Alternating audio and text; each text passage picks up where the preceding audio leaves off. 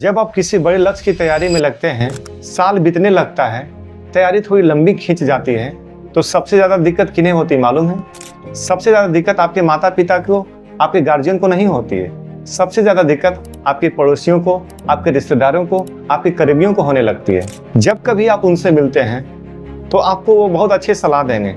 वे कहते हैं कि कब मिल रही है नौकरी, कब करोगे शादी, देखो फलना का बेटा बेटिया नौकरी पा गई, तुम बड़े लक्ष्य की तैयारी में लगे हुए हो, कोई छोटा नौकरी मिले तो वह कर लो। वे आपको भरपूर सलाह देंगे। उनका इरादा कभी नहीं होता है कि आप बड़े लक्ष्य को पा जाएं, क्योंकि कोई किसी को अपने से ऊपर देखना नहीं चाहता।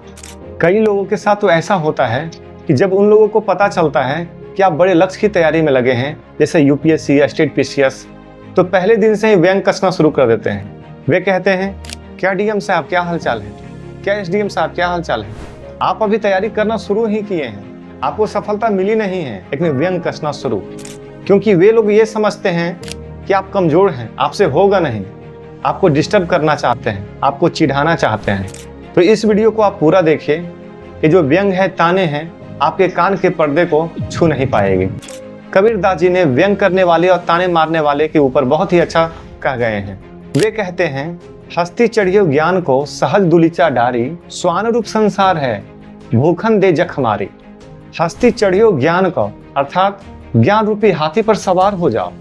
सहज दुलीचा डारी, सहज यानी सहजता रूपी, धैर्य रूपी आसन बिछा लो। स्वान रूप संसार है, ये संसार कैसा है? स्वान की तरह, अर्थात कुत्ते की तरह है। भूखन दे जखमारी, उसे भौंकने दो, वह स्वतः शांत हो जाएंगे। जब हाथी जंगलों में चलता है तो पीछे सैकड़ों जीव चिल्लाते रहते हैं। हाथी पीछे मुड़कर नहीं देखता, हाथी सहज भाव से आगे बढ़ता रहता है, क्योंकि हाथी को पता है कि मेरा कद इसे जवाब दे रहा है। हाथी अपने कद से जवाब देता है, शब्द से जवाब नहीं देता है। इसी प्रकार से आप अपने सफलता रूपी कद को बड़ा करिए, आप अपने सफलता रूपी कद को प्राप्त करिए। पीछे ताने मारने वाले, व्यंग मारने वाले को व्यंग मारने दीजिए, उसकी परवाह मत करिए। हाथी की तरह सहज भाव से आगे बढ़ते रहिए।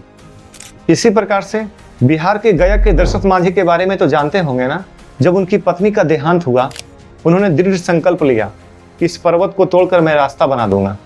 जब वो छेनी और हथौड़ी के बल पे पर्वत को तोड़ना शुरू किए तो इनके गांव और इलाके वाले उन्हें सन की पागल कहता था। कुछ लोग तो ऐसे कहते थे कि इसकी पत्नी क्या मरी, इसकी मति भी मर चुकी है, ये सनक चुका है, ये पागल हो चुका है। कई लोग व्यंग इस रूप में कसते थे, क्या हो पर्वत पुरुष, कब टूटेगा तुम्हारा पहाड़, कब बनेगा रास्ता। लोगों को पता था कि इससे कुछ होने जाने वाला है नहीं, चला है ये पहाड़ तोड़ने। लेकिन दशरथ मांझी ने हाथी जैसी सहजता रखी, सहज भाव से अपने लक्ष्य के प्रति अडिग बने रहें। लगातार 22 साल तक छेनी और हथौड़ी के बल पे पर्वत को तोड़ते रहें। और एक दिन जब पर्वत के सीना चीरकर रास्ता बना दिए तो व्यंग कसने वाले और ताने मारने वाले घुटने के बल आ चुका था और व्यंग वास्तव में बदल चुका था। दशरथ मांझी पर्वत पुरुष थे, ये सिद्ध हो चुका था। इसी प्रकार जब घनानंद के दरबार में चाणक्य का घोर अपमान किया जाता है, चाणक्य दृढ़ संकल्प लेते हैं और कहते हैं कि इस घनानंद के साम्राज्य को एक दिन मैं नष्ट कर दूंगा। इसी क्रम में चंद्रगुप्त मौर्य का चयन करते हैं। फिर भी दुनिया वाले क्या बोलता है मालूम है? दुनिया वाले कहता कि ये चरवाहा चला है सम्राट बनने।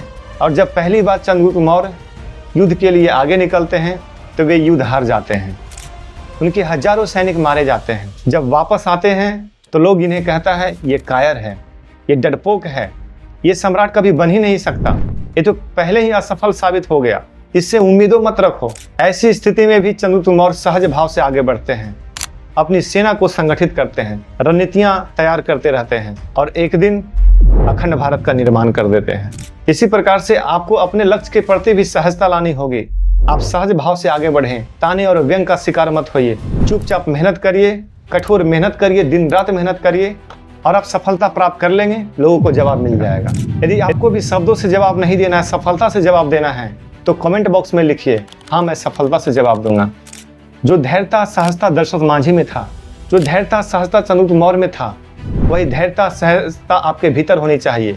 इसलिए आपको अपनी आत्मिक शक्ति मजबूत करनी होगी, चेतन शक्ति मजबूत करनी होगी, धैर्य साहस हिम्मत जुटानी होगी, आत्मविश्वास लानी होगी। ये धैर्य, ये साहस, ये हिम्मत आएगा कहाँ से?